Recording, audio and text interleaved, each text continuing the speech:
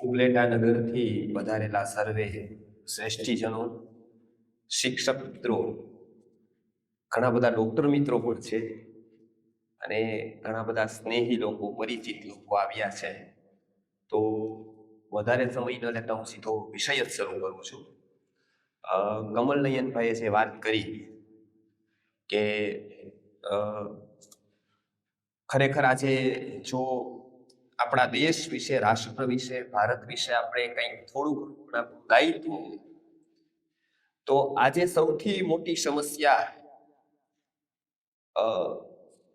આજનો વિષય છે એ રીતે કહું, અને આમ સાચી રીતેની જે સમસ્યા છે એ બાલ સ્વાસ્થ્ય.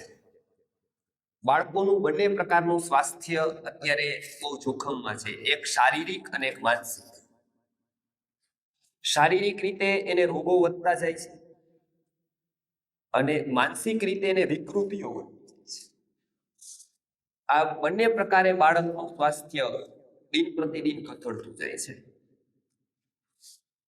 શારીરિક રીતે રોગો થાય છે તો આપણે હમણાં જોયું કે ઘણા બધા રોગો બાળકોને અત્યારે છે. ટાઈપ 1 ડાયાબિટીસ છે, સિઝોફ્રેનિયા છે, ડાઉન સિન્ડ્રોમ છે, ઓટોઇમ્યુન ડિસીઝ છે. ઘણા બાળકો અંધ છે, અપંગ છે, અને એ એકવાર થયા પછી નાની મોટી સુવિધાઓ સિવાય આપણે એને કઈ આપી નથી શકતા. તો આપણું કર્તવ્ય શું છે કે ભારત આખામાં અત્યારે 12 લાખ જ સાહેબ રજિસ્ટર્ડ ડોક્ટરો છે. 12 લાખ. એમાં આયુર્વેદના પૂરા 80,000 નથી. એમાં પ્રેક્ટિસ આયુર્વેદની કરવા વાળા પ્રોપર, કેલોપેથીની કરવા વાળા પ્રોપર 10% જ ડોક્ટરો એવા છે કે જે નિષ્ઠાથી પોતાની પ્રેક્ટિસ કરે છે અને એક શિક્ષણનું કામ પણ કરે છે. એવા બહુ ઓછા ડોક્ટરો છે. ભારતની આટલી મોટી વસ્તી, આટલા ઓછા ડોક્ટરો, એમાં પણ ગ્રામ્ય લેવલે ને ટાઉન લેવલે ડોક્ટરોની સંખ્યા જુજ હોય છે. સામાન્ય ડોક્ટરોની હોય પણ વિશેષ ડોક્ટરોની સંખ્યા તો બહુ રેરેસ્ટ ઓફ ધી રેર છે. આવી કન્ડિશનમાં, આવા સમય, સ્વાસ્થ્યનું જ્ઞાન આપણે જો શીખી લઈએ, જાણી લઈએ, તો આપણે આપણા બાળકને, પાડોશીના બાળકને, આપણા સમાજના આસપાસના વિસ્તારના બાળકોને અનેક રોગોથી બચાવી શકીએ. કેમ કે રોગ કુદરત નથી આપતી. રોગ, કેટલાક રોગો આપણી ભૂલથી થાય છે, અને કેવી નાની નાની ભૂલથી રોગો થાય છે. અને એ એક વૈદ્ય તરીકે મેં વર્ષોથી જોયું, ગુરુદેવ સાથે રહીને. એટલે મારો એક અનુભવ એક બે તમને કહી શકે, તમને વધારે એની ખબર પડશે કે આપણે નાની નાની ભૂલો કરીએ છીએ અને રોગ કેટલા મોટા થાય છે એ નાની ભૂલને કારણે. સૌથી પ્રથમ જો મારે વાત કરવી હોય તો આપણા સિટીમાં કે આપણા નગરમાં કે આપણા વિસ્તાર, સૌથી મોટી અવેરનેસ લાવવાની છે એ ગર્ભ અવસ્થા હોય બહેનોને, ત્યારે ખાસ આપણે થોડોક સુધારો કરવાનો છે. નવું કઈ નથી કરવાનું, આપણે જે જૂનું કરતા હતા એવું પાછું કરવાનું. આપણે નવું ડીજે લાવ્યા, નવા પ્રોગ્રામો લાવ્યા, નવા ડાન્સ લાવ્યા, નવા ફંક્શન લાવ્યા. એટલે અમે પેલા કમલભાઈ ગીત ગાતા હતા કે મારા પ્રેમી પંખીડા બની આવજો રે ભાઈ જંગલમાં મારી ઝૂંપડી. અમે આશ્રમ વાળા બધા એવા ગીત તમે સાંભળ્યા હશે કદાચ સૌરાષ્ટ્રમાં. અમે નાના હતા ત્યારે ગાતા, પણ હવે અમારે બોર્ડ મારવા પડે છે કે પ્રેમી પંખીડા આવું નહીં. આટલો સમાજમાં પરિવર્તન થઈ ગયું. અમે ત્યાં હવે બોર્ડ મારીએ છીએ કે ભાઈ આવું, આવા લોકો એનો આવું અહીંયા આશ્રમ બાજુ. એટલે એક સ્તર આપણે ગયું. તો ખાસ આપણને જે ગર્ભાવસ્થા છે એ સમય કેટલો મહત્વનો છે બાળક માટે. આખા જીવનનું એનું જે કહેવાય કે ઘડતર કયો, ચણતર કયો, એ બધું ત્યારે થાય છે. 60 થી 70% ત્યારે એનું બધું સ્ટ્રક્ચર શરીરનું, માઇન્ડનું બની જાય છે, અને ત્યારે આપણે 2-4% પણ ધ્યાન નથી આપતા. અને એકવાર જન્મ થાય, મોટો થાય, પછી આપણે ફોકસ કરીએ છીએ પણ પરિણામ નથી. તો સૌથી પહેલા કેવી કેવી વસ્તુ બને છે એ હું તમને કહું અને પછી આપણે આગળ કે મારી મેં વૈદ્યકીય ચિકિત્સા સેવા કેમ કે મેં પ્રોફેશનલી મેં ક્યારે પણ ચિકિત્સા કરી નથી, એટલે હું એની લાગણી અને સંવેદના સમજી શકું છું. કેમ કે હું જ્યારથી ગુરુદેવની સાથે સેવામાં જોડાયો ત્યારથી હું એમની સાથે જ રહ્યો અને એમની સાથે જ મેં બધી સેવા સંભાળી. એમાં 2023ની જ હમણાં વાત કરું, કેમ કે આવા દર વર્ષે મારી પાસે 1-2 કેસ તો આવે. 2023ની જ વાત કરું તો ઓગસ્ટ મહિનામાં મારી પાસે એક કેસ આવ્યો બિહારથી. રાત્રે 2-3 ટ્રેનો બદલાવીને અહીંયા પહોંચ્યા. વરસાદ હોય એટલે હું બહાર ઓછા પ્રોગ્રામ કરું, મોટે ભાગે ત્યાં જો વર્ષા ઋતુમાં મુંબઈ કે એવી જગ્યાએ ન રાખું. એટલે એ લોકો વારાણસીથી અહીંયા આવ્યા, 2-3 ટ્રેન બદલી. બેન અમારા ત્યાં વોચમેન હતા એક ભાઈ, એ 11 વાગે રાત્રે આવ્યા. એટલે એ કે તમે આવી રીતે સાહેબની અપોઇન્ટમેન્ટ લીધા વગર આવો છો ને અમે સેવા કરી એટલે તમે અમારો મિસયુઝ કરો છો ને આવી રીતે થોડુંક ચર્ચા ચાલતી હતી ટૂંકમાં. એટલે હું ત્યાં રૂમમાં હતો એટલે હું બહાર નીકળો, કીધું કોણ છે ને કેવું શું આવ્યું છે. એટલે એને મને વાત કરી કે આ બધા જો આ બધા કીધા વગર આવે એમ આપણે ત્યાં આવી જાય, બરોબર, પૈસા નો હોય એટલે આપણો ઉપયોગ કરી લઈએ. એટલે એમ કીધી બરાબર છે, આપણી પાસે કઈક હોય તો કોક બીક આવે, નકર કોઈ નો આવે. એટલે એની પેલા સમજો. એટલે પછી મેં જોયું કે શું બેન, એટલે કે અમે તમને કે ફોન કરતા હતા પણ મળતું નહોતું અપોઇન્ટમેન્ટ, એટલે અમને થયું કે હાલો ને એમને ભૈયા જઈ જે થવું એ થશે, જો બી હોગા વહાં ચલે જાતે. આવી બાળકને ફીટ આવતી હતી 5 વર્ષથી, આપણે જેને વાઈ કહીએ, એપિલેપ્સી કહીએ, ફીટનું દર્દ એને 5 વર્ષથી. આટલા બધા રિપોર્ટ. એટલે મેં એમને કીધું પેલા જમી લ્યો, દૂધ પી લ્યો, તમે જે થાકી આવશો સવારે હું જોઈશ. સવારે મેં સાહેબને બોલાવ્યા, ભૂમિત સાહેબને, અને અમે બંને થઈને એ જોયું. એપિલેપ્સી એને હતી. બાળકને 18 ફ્રેક્ચર થયા હતા સાહેબ, 18 ફ્રેક્ચર થયા હતા એટલે અલગ અલગ જગ્યાઓ ઉપર. કેમ કે હાલતા હાલતા એને ફીટ આવી જાય, પડી જાય ને એને તરત ક્યાંક આટકું ભાગી. 5-6 વીઘા એની પોતાની કંઈક નાની મોટી ખેતી હતી, વેચાઈ ગઈ. એક નાની અમથી એની દુકાન હતી. આટલો પરિવાર 5 વર્ષ થયા દવા કરે અને ફાઇલોનો ઢગલો થયો હતો. એટલે જોયું આખું, અમે એનાલિસિસ કર્યું. કારણ શું? તમને આશ્ચર્ય થશે અને આઘાત લાગશે. કારણ કે એ બેન એના માતાને ત્યાં 7મો મહિનો પૂરો થયો ગર્ભનો, એટલે એ લોકો ત્યાં ગોદ ભરાઈ માટે જાય, એટલે ખોળો ભરવાના એની બધી વિધિ વિધાન. ત્યાં ગયા એટલે કે ત્યાં સાંજનો સમય હતો, 7 વાગ્યાનો. તો એ ક્યાં જે આપણે બનાવવાનું નથી, પાણીપુરી વાળા ભાઈ નીકળ્યા એટલે પાણીપુરી ત્યાંથી લીધી. આંબલીનું પાણી ખાટું, પાણીપુરી ખાધી. 2-3 દિવસનું વાસી હશે.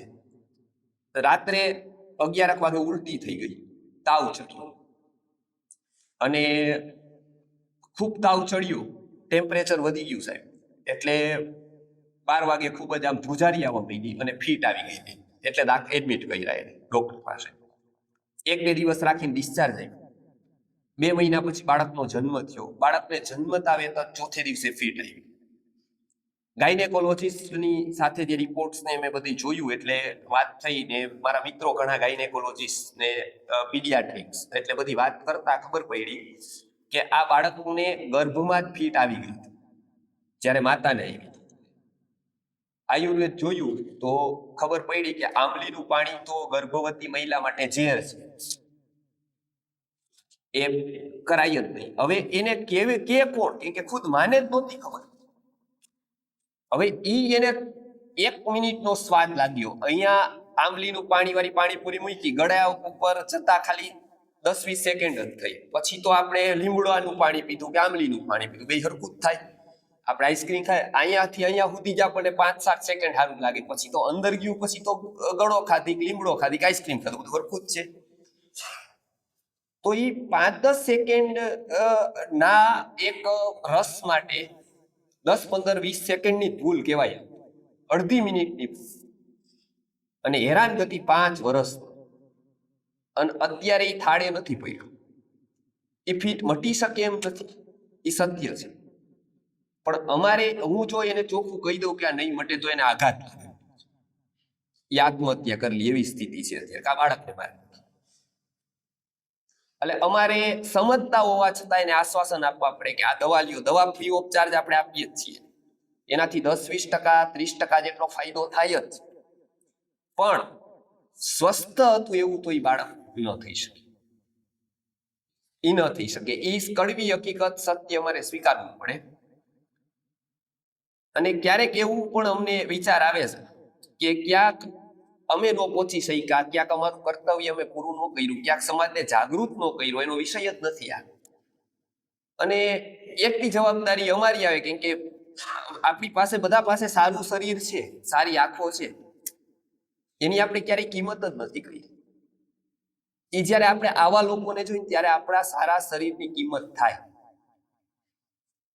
તો આપણે ભગવાન ધન્વંતરી માટે, આપણે આપણા ઋષિ મુનિઓએ જે આયુર્વેદ આપ્યું એના માટે આપણે કાંઈક કામ કરી શકીએ. અમારા ગુરુદેવ હંમેશા એક વાત કહેતા કે તમે જે તમારે જોઈ છે એ લખી નાખો. કે માનો કે તમારે અંબાણી જેટલા પૈસા જોઈ છે એ લખી નાખો, કે મારા અંબાણી જેટલા પૈસા જોઈ છે. બરોબર, મળે ન મળી વાત જુદી, પણ લખી નાખો.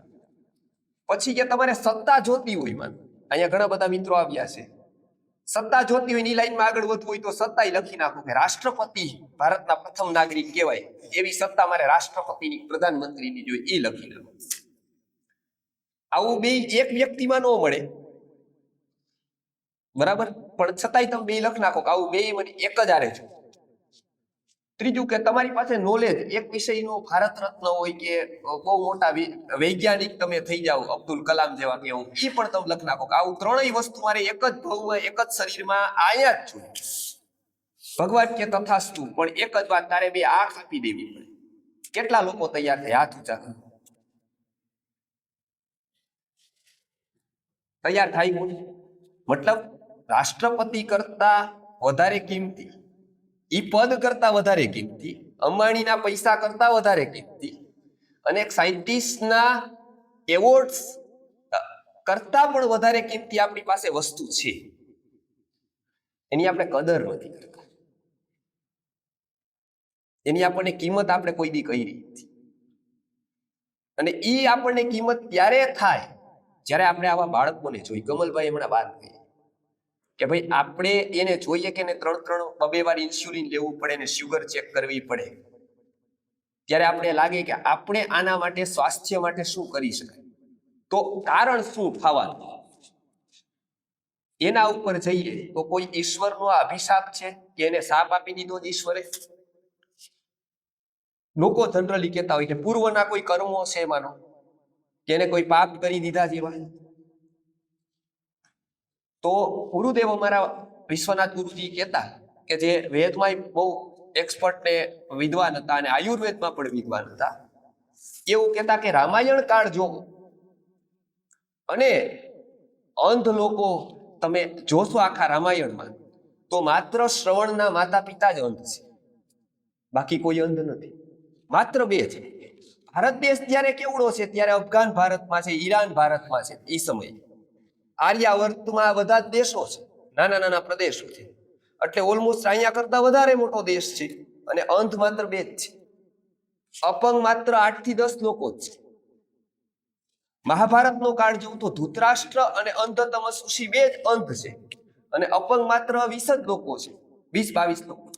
અને આજે તમે જુઓ અલગ અલગ પ્રકારની અપંગતા, ડેફિશિયન્સી જેને કહેવાય, તો સક્ષમ સંસ્થા જે સંઘની RSSની છે, એને આખો આંકડો જાહેર કર્યો છે ઓફિશિયલી, આખા ભારતનો સર્વે સરકાર સાથે રહીને એને કર્યો, અને બધા જ પ્રકારના અપંગોને એ લોકો કાર્ડ આપે છે. બરાબર, એ કાર્ડ એ લોકોએ સંખ્યા ગણેલી છે. તમે સક્ષમ સંસ્થાનું તમે સર્વે જોશો તો તમને કદાચ ઓનલાઈન મળશે ને, અહીંયા કોઈ એનું કાર્યાલય હોય તો ત્યાંય મળશે.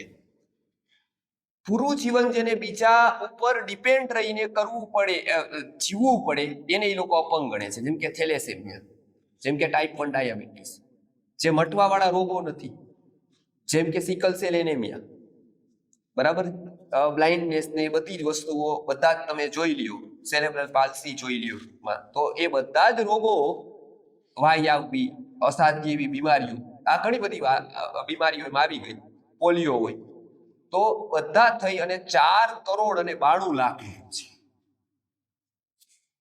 એટલે 3-4 દેશો નાના નાના થાય એવા છે. અને કેટલાક રોગોની સંખ્યા અત્યારે દિન પ્રતિદિન બાળકોમાં વધે છે. તો એના માટે શું કરાય? એકવાર થઈ જાય પછી આપણે કાંઈ નથી કરી શકવાના. પણ થાય એ પેલા કરી શકીએ ઘણું. તો પેલું કામ એ કરીએ જે કમલભાઈ અમારે રાજકોટમાં પહેલી વાર ફેબ્રુઆરીમાં એક યજ્ઞ કરાયું, સંતતિ, દિવ્ય સંતતિ યજ્ઞ. દર વર્ષે આપણે કરીએ છીએ ત્યાં, કે આપણે યુવા પેઢીને એવી સમજ આપીએ કે તમારે સંતતિ, તમે જો દુકાનનું પ્લાનિંગ કરો છો, તમે જો જમીનનું પ્લાનિંગ કરો છો, કોઈ ખેડૂતના તો લોહીમાં જ પ્લાનિંગ છે. ક્યારેય મેં કોઈ એવો ખેડૂત, બિહારમાં અનપઢ ખેડૂત છે, સાવ યુપીમાં અનપઢ ખેડૂત છે, સાવ ભણેલા જ નથી, છતાંય મેં ત્યાં હું રહ્યો, વર્ષો સુધી રહ્યો, ગામડામાં હું ગયો પ્રચાર માટે. તો મેં કોઈ ખેડૂતને એવો ન જોયો કે એને કીધું કે ભાઈ અભી તક પતા નહીં था और मैं एग्रो की दुकान आई और मैं कपास का सीड लाया, गेहूं का सीड लाया और बो दिया. 2 મહિના પહેલા એને ખબર પડે ક્યુ બીજ વાવું, એ પ્રમાણે આયોજન કરે. પણ મેં એવા કેટલાય ભણેલા ગણેલા લોકો જોયા કે એમ કે મારી સંતતિ એક્સિડેન્ટલી થઈ. મતલબ એક ધાન્ય જેટલું પણ મહત્વ આપણે સંતતિને નથી આપતા. ઓલાને 4 મહિનાનું આયુષ્ય ઘઉં, બાજરો, જુવારનું છે, એના માટે 2 મહિનાનું પ્લાનિંગ કરે છે. આપણું આયુષ્ય 100 વર્ષનું છે, આપણું પ્લાનિંગ 2 વર્ષનું તો જવા દો, 2 મહિનાનું.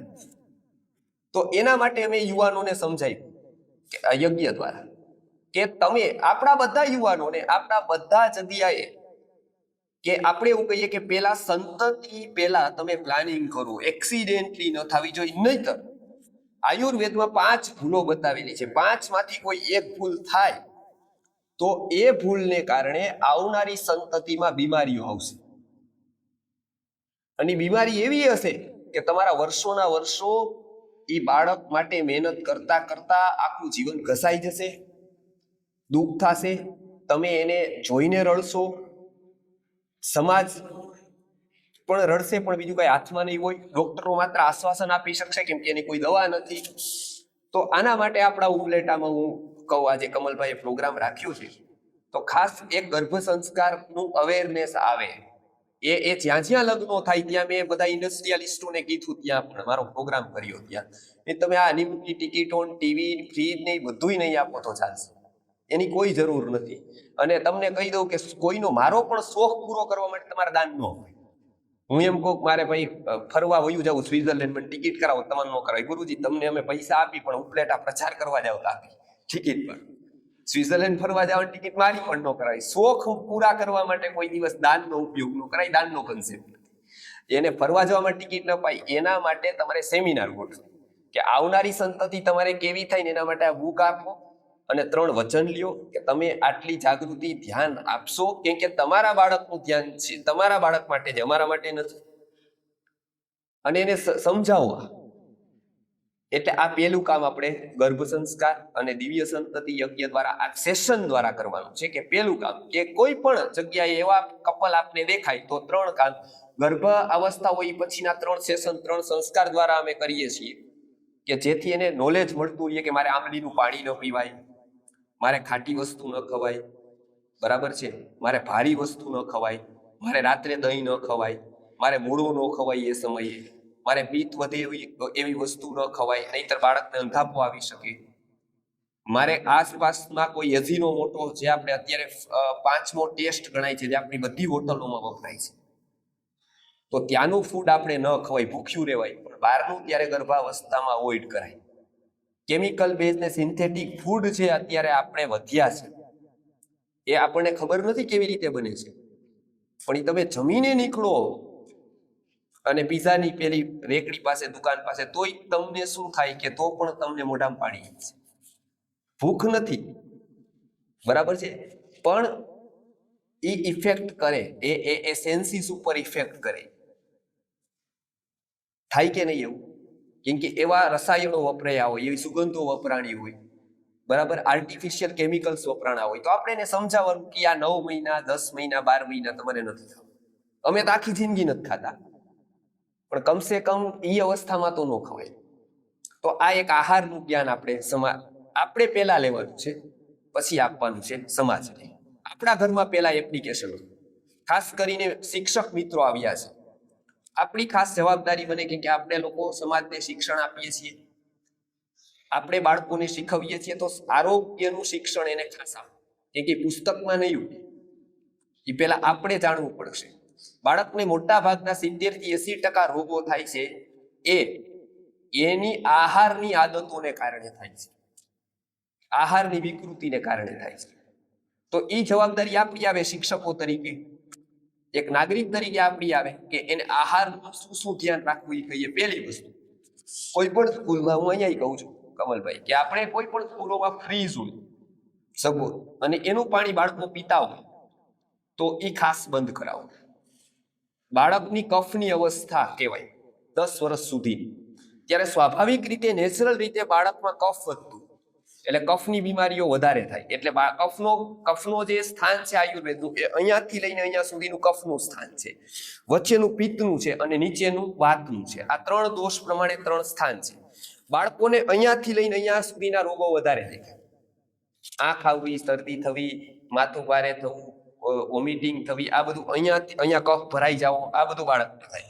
અહીંયાથી નીચે સુધી, વચ્ચેના ભાગ સુધીના જે રોગો છે યુવાનોને વધારે થાય અને નીચેના છે એ વૃદ્ધોને વધારે થાય. પગ દુખવા, કમર દુખવી, હાડકા ઘસાવા કે આપણે ની રિપ્લેસમેન્ટ કે નીના દુખાવા થવા. એટલે આયુર્વેદની દ્રષ્ટિથી આ જે ભાગ છે બાળકો, એ કફનો ભાગ છે.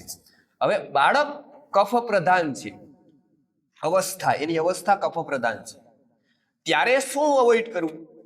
કેમ કે એને તરત તમે ઠંડુ આપો તો કફ વિકૃત એનો થાય તરત જ, બરાબર? એટલે કફ વિકૃત થાય એટલે બાળકનું આખું જે રિધમ હોય ને હોર્મોન્સની, એ ડિસ્ટર્બ થઈ જાય, એ ચોક થાય. ત્યાં ટ્રાફિક જામ કેવી રીતે થાય એમ એની ટ્રાફિક જામ થાય, એ ન બોલી શકે, કફ વધી જાય, બરાબર છે? હવે એ જો 5, 7, 10 દિવસ સુધી રહીએ અને આપણે ભૂલથી બીજી દવા દઈ દઈએ ને, એલોપેથી ના ઓવર ધી કાઉન્ટર લઈ લે કોઈ પણ સિરપ કે કંઈ, બરાબર, તો એની સાઈડ ઇફેક્ટની શક્યતા મોટા ભાગની છે. કેમ કે આપણે એવી રીતે દવા નથી લેવાની. રૂપિયા 2 રૂપિયાની પેરાસિટામોલ છે ને આપણે લઈ લીધી, ઘરે રાખી દીધી, બરાબર? એ ટેટા છે, ફટાકડા જે છે, એ ફૂટે અંદર, એ બાળકોને નુકસાન કરે. લોકો અમે સાહેબ કહેતા હોય કે ભાઈ આમાં તાવ તો, મેં તો લઈ લીધી, તાવ જેવું હતું, તાવ તો હતો જ નહીં. લોકો એમ કે ભાઈ આમાં અમે કે મેં કીધું કેમ આટલી બધી દવા છે? કેમ કે વૈષ્ણવો હતા એ પેલા, ઓલું તમને ખબર હોય તો પેલી પેટી લઈને જતા હતા, તમને ખબર? કદાચ હું મારા દાદાને જોતો હતો, ઓલું બાલકૃષ્ણ રાખે ને એને નવડાવવા માટે વાઘા રાખે ને એને તિલક કરવા કંઈક રાખે ને લાડુ રાખે ને ઓલું, એ બધી પેટી હતી. એટલે જ્યાં જઈને હારે લઈ જાય, બરોબર? અત્યારે મેં જોયું કે ઈ લોકો અત્યારે પેટીની જ હારે આવે છે, અંદરનો માલ બદલી ગયો. પેટી અત્યારે લઈને જાય જ છે બધા, પણ અંદર સવારે લેવાની થાઇરોઇડની દવા હોય, ડાયાબિટીસની હોય, બપોરે એક ડાયજેશનની હોય, રાત્રે પછી ટ્રાઇકા કે એવી કઈ કોઈ ઊંઘ ન આવતી હોય, એટલે બરાબર. એટલે આ આખા પેકેટ ને પેકેટ પડ્યા. અને પાછી ઈ તો પરમેનન્ટ, ટેમ્પરરી તો જુદી. પાછી ટેમ્પરરી તો શરદી જેવું થાય તો આપણે લઈ લઈએ. ઓલા લોકોને કહું ભાઈ પેરાસિટામોલ લઈ લો, તો કા તાવ જેવું લાગ્યું તરત લઈ લીધી આપણે તો, પણ એમ નથી લેવાની. બહુ ટેમ્પરેચર થાય ત્યારે લેવાની, નકર અંદર પૂરું કરતી. તો એનો સમજપૂર્વક ઉપયોગ, જે પણ એલોપેથી દવા છે ડોક્ટરની સલાહથી એને મળીએ, એ આપણને ગાઈડન્સ આપે, એની સલાહથી લઈએ, આપણી મુજબ ન લે, ઓવર ધી કાઉન્ટર ન લઈએ. કેમ કે આપણી પ્રકૃતિ અલગ હોય, એ દવા કઈ રીતે લાગુ પડે, કેવી લેવી, એનું એક સાયન્સ છે. એ ડોક્ટર એક્સપર્ટ ઓપિનિયન એમાં લઈએ, આપણા ડોક્ટરને મળીએ અને એને ઉપયોગ ગમે. બાળકો માટે ખાસ દવાઓ ગમે તે લઈને ન દઈએ, એનાથી નુકસાન બાળકને વધારે થઈ શકે. કાકડા થઈ શકે બાળકને ગળામાં, બરાબર? ઘણા બધા રોગો એને થઈ શકે, આંખના, નાકના, માથાના, અને એ બાળકને સંભાળીએ. પેલું કામ એ કહીએ કે ઋષિ મુનિઓ એવું કહે છે કે પાણીનું ટેમ્પરેચર આમ પણ આપણા શરીર કરતા ઘણું નીચું છે, એટલે પાણીને ઠંડુ કરીને ન પીવાય, પીવું હોય તો પાણીને ગરમ કરી. એટલે પેલું કામ એ કરીએ કે બાળક માટે ઉકાળેલું પાણી કે ગરમ કરેલું પાણી છે, ખાસ કરીને ઉકાળેલું, એ અમૃત તુલ્ય છે. પ્રત્યેક શિક્ષણ સંસ્થામાં એક વ્યવસ્થા કરો કે પાણીને નોર્મલ ટેમ્પરેચર ઉપર બાળકને આપો, ઘડામાં રાખેલું કે કોઈ પણ તાંબાના ઘડામાં રાખેલું, ઠંડુ પાણી નહીં, ચીલ વોટર નહીં, જે અત્યારે આપણે આવે છે એ ચીલ વોટર ના. આ પેલું કામ કરીએ. એટલે બાળકના કફ પ્રધાન ઉંમર છે એમાં આ એક પાલન કરવા જેવી વસ્તુ છે, આ બાળક માટે અમૃત તુલ્ય વસ્તુ છે. બીજું મીઠાઈ માટે બાળકને જે ચિકાસ આવે એવી ચોકલેટો હોય. હંમેશા આયુર્વેદ કહે છે કે બાળકના જો પહેલા 10 વર્ષ તમે દાંતનું ધ્યાન ન રાખ્યું ને એટલે પછીના વર્ષો દાંત કોઈ દિવસ સારા રહે. હવે આપણે બાળકને શું કરીએ છીએ કે ચોકલેટ ને પીપર ને બિસ્કિટ્સ ને બધું આપીએ છીએ. એ ચોટી જાય છે. ચિકાસ વાળી વસ્તુઓ દાંતને છૂટે એ આપણે બંધ કરીએ, ઓછી કરીએ. એની સાથે નેચરલ નોર્મલ બધી પ્રોડક્ટ આપીએ. તો આ એક વસ્તુ બાળકોના સ્વાસ્થ્ય માટે મારે ખાસ કહેવી હતી. આ એક બે વસ્તુ બાળકોના સ્વાસ્થ્ય માટે એક પાણીનો બદલાવ, બીજું કે એક આહારમાં એને આટલો બદલાવ આપણે કરીએ કેમ કે એના દાંતમાં એ ચોટશે તો કૃમિદંતના જેટલા પણ છે એ રોગો થઈ શકે છે. ત્રીજી વસ્તુ કહું હું આપણે કે મહત્વની ત્રીજી વસ્તુ કે સુવર્ણપ્રાશન. બાળકોની ઇમ્યુનિટી ડાઉન થાય છે એટલે અનેક પ્રકારના વાયરલ ઇન્ફેક્શન, વાયરસથી થવાના રોગો આ બાળકોને થાય છે. તો એ એક ખાસ આપણે કેન્દ્ર અહીંયા તો આપણે શરૂ કરીએ જ છીએ સ્કૂલે જ. સ્કૂલ છે ત્યાં ટૂંકમાં વલ્લભ વિદ્યાલય. તો એવી રીતે કોઈને પણ પોતાના સ્થાનોમાં કેન્દ્રો કરવા હોય તો વૈશાલીબેન તમને કાર્યક્રમ પછી મળશે. તો એ એક મોટી મુવમેન્ટ છે ઇમ્યુનિટી માટેની કે બાળકોની ઇમ્યુનિટી સારી રહે એટલા માટે કમલભાઈ કીધું. વિશ્વનાથ ગુરુજીએ પોતે એક વૈદ્ય તરીકે જ્યારે એને એવું થયું કે મારે સુવર્ણ ભસ્મ આપીને બાળકોની ઇમ્યુનિટી માટે આ કામ કરવું છે એટલે એમને સુવર્ણ ભસ્મ આપીને એનાથી અમારું સુવર્ણ પ્રાશન બને છે. તો એ બેનને મળી લેજો. તો ત્યાં કેન્દ્રોમાં આપણે દર પુષ્ય નક્ષત્રના દિવસે નિયમિત રીતે દર મહિને એકવાર આ સુવર્ણ પ્રાશન અપાય છે જેથી બાળકોની ઇમ્યુનિટી સારી રહે તો અનેક પ્રકારના રોગોથી એ બચી શકે. આ મેં વાત કરી. આ બીજી વસ્તુ છે કે બાળકોના આરોગ્ય માટે આવી ઘણી બધી વસ્તુ બાળકોના આરોગ્ય માટે કરી શકાય કેમ કે એનું પેલું ફોકસ આપણે જે ધ્યાન રાખવાનું છે એ પેલા 5 વર્ષ ખાસ ધ્યાન રાખવાનું છે. બરાબર. બાળકોની શારીરિક ટેવો, શારીરિક રીતે એને રોગો ન થાય, એ અનેક રોગોથી બચી શકે એના માટે આપણે પેલા 5 વર્ષ ખાસ ધ્યાન રાખવું. એટલે એને ઘણા બધા રોગોથી આપણે બચાવી શકાય થોડું ધ્યાન આપવાથી. બીજું મહત્વની વાત જે છે એ બીજા 5 વર્ષ છે 6 થી 10 વર્ષની ઉંમરે એનો પ્રાણમય કોષ વિકસિત થતો હોય છે. એટલે પેલા 5 વર્ષ હોય એના શરીરના સેલ ડેવલપ થતા હોય છે, અન્નમય કોષનો વિકાસ કહેવાય એને. ત્યારે બાળકના શરીરના સ્વાસ્થ્ય ઉપર આપ ધ્યાન આપો તો ઘણા બધા રોગોથી બચાવી શકો.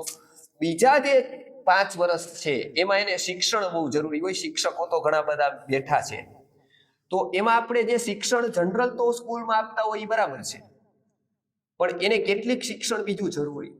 સપોઝ 6 થી 10 વર્ષની ઉંમર સુધીમાં મોટા ભાગની એની શારીરિક આદતો કેળવાની. શું કામ? તો કે એનું શરીર છે એ ક્રિયામાં, એક્ટિવિટીઝમાં. એટલે અમે પ્રયોગો ઘણા કર્યા.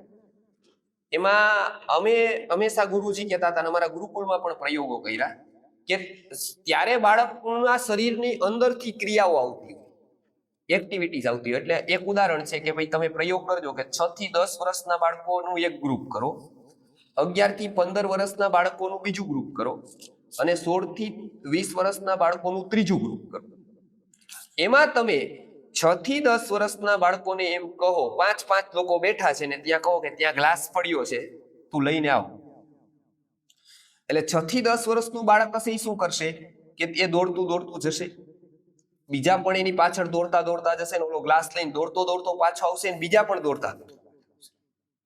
સેમ ઇન્સ્ટ્રક્શન, સેમ વસ્તુ તમે 11 થી 15 વર્ષના બાળકોને કહો કે ત્યાં ગ્લાસ પડ્યો છે તમે લઈ આવો એટલે એ પેલા પૂછશે કોને કહ્યું. એટલે આપણે કહીએ કે ભાઈ સંજય, એટલે સંજય જ જાય લઈને આવે, બીજા બધા બેઠા. પછી આ જ વસ્તુ તમે 16 થી 20 વર્ષના બાળકોને જયારે કહો કે ત્યાં ગ્લાસ પડ્યો છે તમે લઈ આવો એટલે કે કોને કીધું? આપણે કઈ સંજયને. એટલે સંજય જવાબ આપે કે જો હું આટલું બધું કામ કરીને બેઠો છું, આ ક્યારનો એમને બેઠો છે એને હું. કેટલો બધો ફરક પડી ગયો કે એની જે ક્રિયાશક્તિ હતી ને એ ડાઉન ફ્લો ઉપર થઈ ગઈ, પેલા અપ ફ્લો ઉપર હતી. 6 થી 10 વર્ષની ઉંમરે બાળક થાકતું નથી. જોજો આપણા કરતા ઓછું જમે અને આપણા કરતા કેટલું બધું રમે, કેટલા બધા ફરે, કેટલું બધું કરે છતાંય થાકે નહીં. કેમ કે એની ક્રિયાશક્તિ છે ને પીક પોઈન્ટ. હવે આ સમયે આપણે એને મેદાની રમતો ન રમાડી, આપણે એને શરીરનું કામ ન આપે, તો એ જીવનભર માટે આળસુ બની જાય, જે આજની પેઢી બની ગઈ છે. બરાબર, અમને ઘણા બધા અનુભવ થાય કે આજની પેઢીને મેં જોઈને પોતાનું કામ કરવામાં એને એટલી બધી આળસ હોય. અમે ઘણી વાર હમણાં ગયા ચોમાસામાં જેમ નીકળ્યા એરપોર્ટ ફાટક પાસ નીકળ્યા થાય તો અમને ફોન કરે બે કે ભાઈ તમે આવતા નથી, આવો. તો આ વરસાદ આવતો તો અમે ત્યાં ઉભા રહ્યા ગયા ઓગસ્ટ, તો અંદર ગયા તો કે ચા પીશો, તો અમે ભૂલમાં આ પાડી બધી ફોન કરવા માંડ્યા કામવાળી બેનને. 10-15 મિનિટ કે ક્યાં છે ક્યાં છે, બધા એક જ વસ્તુ કે રસ્તામાં છે. ભલે નીકળ્યા હોય તોય લોકો કહી દે રસ્તામાં છે, પહોંચી જ છીએ હમણાં. એટલે 15 મિનિટમાં અપસેટ થઈ ગયા કે ભાઈ આ કેમ આ કામવાળા આવું જવું બધું કરે છે. એટલે મેં કીધું કે કેમ કઈ તકલીફ થઈ, તો કે ના ના કામવાળીને ફોન કરી આવતી જ નથી. કીધું કાં તો કે આ તપેલી ઉટકવાની હતી. મેં કીધું એટલું કામ હોય તો અમારા જેવાને દઈ દો ને, આવું હોય તો અમે કરી નાખીએ ને, એમાં ક્યાં કઈ વાંધો છે. અમે તો આમ ઉઠવા ઘણું એવું કામ કરી જ છીએ, હું નથી નવું કઈ કરી. શું કામ કે શરીરના લેવલ ઉપર આપણી ક્રિયાશક્તિ મંદ થઈ ગઈ, આળસુ થઈ ગયા, કેમ કે આપણે કામને નાનું માનવા માંડ્યા. જુઓ તમે, એની સાથે આપણે એસોસિએશન કર્યું નાના, કે કામ કરવું એ કોઈ નાની વસ્તુ નથી, એ બહુ મોટી વસ્તુ છે. એ આજના યુવા પેઢીને શીખવવા જેવી વસ્તુ છે. આજ તો બધા અહીંયા છે, બાકી અમેરિકા જાવ જો આદત સુધરી જાય ને, મળે જ નહીં કોઈ, અને મળે તો પોસાય નહીં, અડધો પગાર તો એ લઈ જાય છે. તો આ એક ખાસ જરૂરી, આ ઉંમરમાં આ શિક્ષકો, કેમ કે મને કીધું કમલભાઈ કે ઘણા બધા શિક્ષકો આવ્યા, બાળકોને છે ને સારી સારી ટેવો, ચપ્પલ લાઈનથી ઉતારે, બેસીને પાણી પીવે, પોતાનું કામ જાતે કરે. અને માતા પિતાની પેરેન્ટ્સ મિટિંગમાં અમે તો કહીએ અમારા ગ્રુપ કે પોતાના કપડા હાથે ધોવા, પોતાના વાસણ હાથે ધોવાથી લઈને પ્રત્યેક કામ પોતાની હાથે કરતા શીખે. એનાથી બીજું કઈ નહીં, એનાથી પણ એની ક્રિયાશક્તિ ડેવલપ થશે. એ સારી આદતો કેળવાતી જશે, પ્રોપર વસ્તુ યથાયોગ્ય જગ્યાએ મૂકતા શીખશે. ઓલું તો શું થાય કે બાળક આવે ને તરત બેગનો ઘા જ કરે છે, એટલે મમ્મી કે ઉભરે હું ઉપાડી. હવે આ કોઈ દિવસ રાષ્ટ્ર સેવા કરી શકે એમાં માલ કાંઈ હોય કે ભાઈ જે પોતાનું બેગ ન મૂકી શકે એવી ઉંમરે, જે ઉંમરે શંકરાચાર્ય ભાષ્ય લખતા હતા વેદનું, એ ઉંમરે જો એ બેગ ન મૂકી શકે પોતાનું, તો આપણે એ પેઢી પાસેથી શું અપેક્ષા એવી રાષ્ટ્ર સેવાની રાખી શકીએ. આ એક બહુ મહત્વની વાત છે. તો 6 થી 10 વર્ષની ઉંમર સુધીના બાળકોને શારીરિક રીતની આદતો કેળવવા માટેનો 6 થી 10 વર્ષનો કાળ પ્રાણમય કોષના વિકાસનો કાળ છે. આ ઉંમરે આપણે ખાસ ધ્યાન રાખવાનું છે. આ એક્સ્ટ્રા કરિક્યુલમ એક્ટિવિટીઝ છે, પણ આ છે બહુ મહત્વની. ઈ શિક્ષણ આપણે આપી દીધું એટલે એનામાં ઘણું બધું પરિવર્તન થાય, કેમ કે આ ઉંમર છે ને એ રિસીવિંગ મોડ છે. બધી જ વસ્તુઓ જીવનની ગમે ત્યારે નથી શીખવી શકાતી. જો એ ઉંમર હોય ત્યારે જ એને શીખવી શકાય. પછી આપણે એમ કોઈ મોટા થઈને શીખવી દેશું તો કોઈ શીખે ને, કેમ કે પછી એનો મોડ વયો જાય. જે લિસનિંગ મોડ હોય, રિસીવિંગ મોડ હોય, એ વયો જાય. પછી સાંભળે પણ એ કરી ન શકે, કેમ કે એ માઇન્ડ ત્યારે ફરી ગયું હોય, આખું લોજિક ડેવલપ થઈ ગયું. હંમેશા લોજિક ડેવલપ ન થાય ત્યારે તમે જે મગમાં નાખો ને એ 100% ટ્રુથ જ માને. અને આપણું માઇન્ડ એવું છે કે જ્યાં સુધી એને 100% ટ્રુથ નો આપણું માનવા માંડે ને ત્યાં સુધી એક્શન મોડમાં. આ મેં તમને વાત કહી, પણ તમને જો 100% ટ્રુથ નહીં લાગે ને તો તમે સાંભળશો, તાલી પણ પાડશો, વન્સ મોર એ કહેશો કે આવો સાહેબ પાછા ઉપરેઠા, પણ ઘરે જઈને જે કરતા હશો એ જ કરશો પાછા. બરાબર, પણ અંદરથી એવું લાગી જાય કે જે હું કરતો તો એ ક્યાંક ભૂલ હતી. બરાબર, પછી એ માઇન્ડસેટ તમારું ચેન્જ થઈ જાય કે હવે કાલથી એવું ન થાય. આ જરૂરી છે. એટલે 6 થી 10 વર્ષના બાળકો માટે આયુર્વેદે ખાસ પ્રાણમય કોષનો વિકાસ થાય એની પ્રત્યેક માતા પિતાની જવાબદારી છે. એટલે પ્રત્યેક બાળક છે એ જ સમયથી ડિસિપ્લિન રાખે, શિસ્ત મારે, શારીરિક ટેવો એની સુધરી જાય, સારી ટેવો પડે એને. અને શિક્ષણ સંસ્થા તરીકે આપણી જવાબદારી છે બધા શિક્ષકોની, એની નાની નાની આદતો ઉપર આપણે ધ્યાન આપીએ. કેમ કે કેટલીક આદતો રોગકારક પણ આયુર્વેદે માનેલી છે. સપોઝ આ મોઢામાં હાથ નાખવો વારંવાર, દાંત સાફ કરવા, ઈનો યાદ પાછો બીજે લગાડવો, ગ્લાસ મોઢે માંડીને પાણી. આપણે પણ કેટલા બધા એવું કરે છે, જેનાથી આયુર્વેદે કીધું કે 8 પ્રકારના સંક્રામક રોગો છે એકથી બીજા મયો છે. કોઈ વ્યક્તિ છે એ ગ્લાસ મોઢે લઈને પાણી પીવે અને એને ટીબી હોય, એ એમને ભૂલથી મૂકી દે, ઓલો પાણી જ ગ્લાસ થી પીવે ને એટલામાં જ સંક્રમણ થાય. આયુર્વેદે કેટલું વિચાર્યું છે. એટલે સ્વાસ્થ્યની કેવી કેવી ટેવો આપણને આપી છે એ સમયે, કે જ્યારે તો સાયન્સ પણ આટલું વિકસિત નહોતું, એ સમયે આટલો ડીપ વિચાર કર્યો છે કે આટલી જગ્યાએ બેક્ટેરિયલ ઇન્ફેક્શન થવાની કે સંક્રમણ થવાની શક્યતા રહી હતી. તો બાળકોને નાનપણથી એ ટીપ કે આપણી એઠી થાળી આપણે ઉપાડી આપણે જાતે સાફ કરીએ, આપણા પાત્રો એઠા હોય તો આપણે સાફ કરીને યોગ્ય જગ્યાએ મૂકી દઈએ, ક્યાંય અજાણી જગ્યાએ પાણી પીએ તો ગ્લાસ ધોઈને મૂકીએ, અથવા તો ઊંચેથી પીએ તો પણ સાફ કરીએ. આ બધી નાની નાની ટેવો બાળકને શીખવવાનો આ યોગ્ય કાળ છે, 6 થી 10 વર્ષ. આ ગુરુકુલના અંતર્ગત, પેરેન્ટિંગને અંતર્ગત અમે કહીએ છીએ કે માતા પિતા શીખવે અને શિક્ષણ સંસ્થાઓ વાળા શીખવે. એ સમયે કેટલાક આયુર્વેદના ઔષધો છે, નાના મોટા કફ થાય છે તો મધ છે કે એવા ઔષધો ઘરે રાખો, હળદર છે એવા ઔષધો હાથ વગર રાખો, કે જે નિર્દોષ ઔષધોથી જ રોગ મટી, કે જેથી બીજી સાઈડ ઇફેક્ટ એને ન થાય. એનું ઔષધનું જ્ઞાન, આપણને 25 ઔષધો આવડવા જોઈએ. આપણે ઘરે બાળકો 25 વાર્તાઓ આવડવી જોઈએ. એની વાત હું આગળ કરું છું, પણ આપણને જ ખબર નથી કઈ. તો આ જીવનનું શિક્ષણ લેવાનું છે, એ આપણને ખૂબ કામ આવે છે. આપણે જીકે ના નામે ઘણું બધું એવું શીખીએ છીએ કે જે જીવનમાં ક્યાંય કામ નથી આવવાનું. સપોઝ જનરલ નોલેજ કોને કહેવાય? કે જે બધાને ઉપયોગી હોય એવું જ્ઞાન, એને શું કહેવાય? જનરલ નોલેજ, સામાન્ય જ્ઞાન. આપણે અત્યારે જનરલ નોલેજ કોને કહી છીએ? કે યુપીએસસી ક્રેક કરવી હોય, જીપીએસસી ક્રેક કરવી હોય, બરાબર, કોમ્પિટિટિવ એક્ઝામ આપવી હોય ને આપણે પેલો ચોપડો લઈ આવીને વાંચીએ, એને આપણે કઈ જીકે છે મારી પાસે. તો જીકે શું છે? તો કે ભાઈ નાઇલ નદી ક્યાં આવી, કેટલી ઊંડી, પહેલી વાર કોણ ગયો ત્યાં, એવરેસ્ટ કેટલો ઊંચો, કોણ ચડ્યું પહેલી વાર. હવે જિંદગીમાં તમને એવું ક્યારેય થશે કે ઈ માહિતી તમે ન લીધી, બરોબર, અને તમને અફસોસ એવો ક્યારેય થશે કે મેં જાણી લીધું હોત કે નાઇલ નદી કેટલી ઊંડી છે તો હું ક્યારેક નાવા જાઉં તો મને કામ આવત એની ઊંડાઈ. કાં તો ન જાણ્યું તો આપણે ડૂબી ગયા એમાં, કાં તો એવરેસ્ટ ચડવા ગયા ને પડી ગયા, ન જાણ્યું તો.